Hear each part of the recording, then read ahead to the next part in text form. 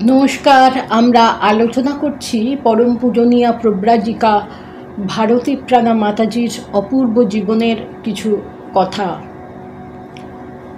শ্রীশ্রীমায়ের শিক্ষা তাকে সর্ব অবস্থাতেই আত্মসমর্পণে অনুপ্রাণিত করেছিল।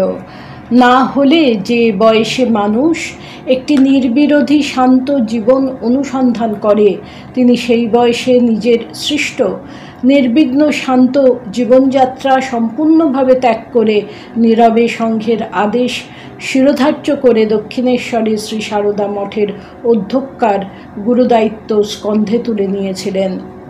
কতখানি শ্রী মায়ের ওপর বিশ্বাস ও নির্ভরতা থাকলে এমন গুরুত্বপূর্ণ কাজে তিনি আত্মনিয়োগ করতে সক্ষম হয়েছিলেন। কেবল তাই নয়, শ্রী সারদা মঠে এসে কাশীর যে তপস্যা কঠোর জীবন তার ব্যতিক্রম হয়নি, অথচ মঠের যে জীবনধারাও তার সঙ্গে তার কর্তব্যবোধ সমানভাবে দুটিকে মিশিয়ে নিয়ে সহজভাবে চলতে লাগলেন। এটি সত্যিই আশ্চর্য। মাত্র 18 বছর তার একভাবে কেটে যায়। যখন যেখানে যেটি প্রয়োজন হয়েছে শ্রী মায়ের আদেশ মেনে সেটি করেছেন। সারদা মঠের সন্ন্যাসিনীরা বলেন, আমরা শ্রী মায়ের জীবন স্থূল জগতে যাপন করতে দেখার সৌভাগ্য লাভ করিনি, কিন্তু তার এই কন্যাটির জীবন আমাদের সম্মুখে 18 বছর ধরে জাজ্বল্যমান ছিল।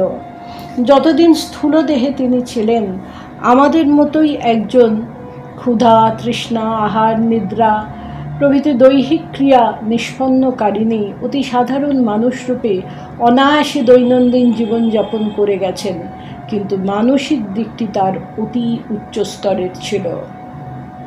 আধ্যাত্মিক জগতের তত্ত্বের গহন প্রদেশে অনুপ্রবেশ করেন যারা, তাদের বাহ্যিক আচার আচরণে অন্তরের গভীরতার পরিমাপ সাধারণের নির্ণয় করা দুঃসাধ্য, কিন্তু তার শুদ্ধ আত্মা পরমাত্মায় বিলীন হওয়াকালীন যে সকল ঘটনা একটির পর একটি ঘটতে থাকে, তাতে শাস্ত্র বাক্য যে সত্যতা প্রমাণিত হয়, সিদ্ধ সাধকের পরমার্থ লাভ হয় স্থূল দেহ পরিত্যাগ করার কালে।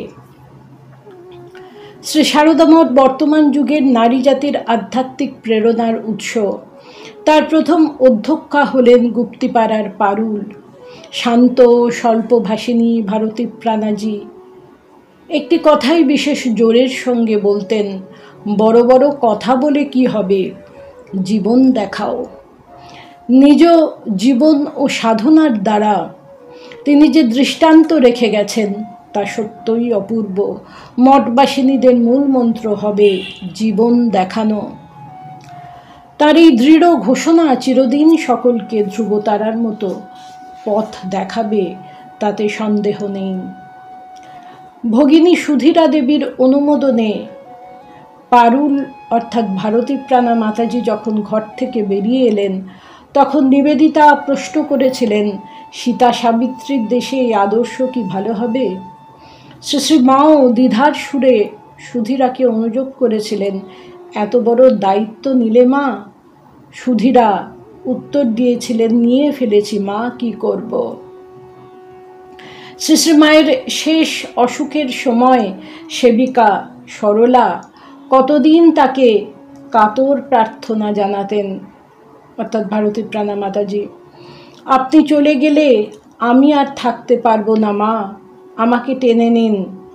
শ্রী মা বললেন, শেষকালে আমার কাছেই তো আসবে মা, তার আগে আমার কিছু কাজ আছে, তা তোমাকে করতে হবে, এখনই চলে গেলে হবে না। শ্রী মা সরলাকে তৈরি করার বিশেষ প্রচেষ্টা নিচ্ছেন, এটি শরৎ মহারাজের দৃষ্টি এড়ায়নি। সর্বত্যাগী সন্ন্যাসী হয়েও তিনি সরলাকে জীবনপথে নির্ভীকভাবে চলতে সকল প্রকার সাহায্য করেছিলেন। শ্রী মায়ের অন্তর্ধানের পরেও স্নেহ, ভালোবাসা, আশীর্বাদ, আশ্রয় দিয়ে তিনি সরলার জীবন গঠনে সচেষ্ট হয়েছিলেন। ভগিনী সুধীরার ওপরও স্বামী শারদানন্দের অগাধ বিশ্বাস ছিল। অদূর ভবিষ্যতে একটি নারী জাগরণের আভাস যেন তিনি মানুষ চক্ষে দেখতে পাচ্ছিলেন, কিন্তু শ্রী মায়ের মহাসমাধির পর ভগিনী সুধীরাও 2-4 মাসের মধ্যে গত হলেন। শরৎ মহারাজ বলেছিলেন, সুধীরাও চলে গেল।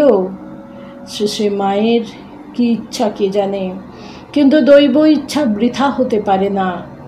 সরলা তাদের সুধীরাদির কাছে কতবার শুনেছেন জীবন ভগবানের জন্যে, ভগবান লাভের জন্যে কোনো কষ্টকে কষ্ট মনে করতে নেই।